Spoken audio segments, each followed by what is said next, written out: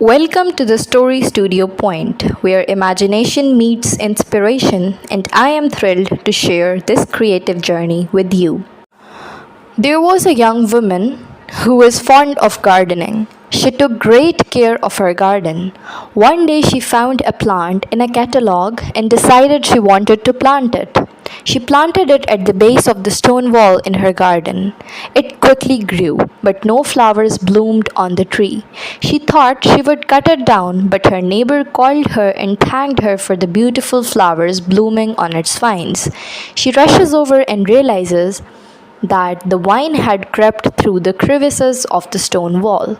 The flowers had bloomed generously on the other side. The moral we get from this story is you may not see the results, but that does not mean your efforts bore no fruit. I thank you for joining me on this creative journey at Story Studio Point. Don't forget to like and subscribe for more storytelling goodness.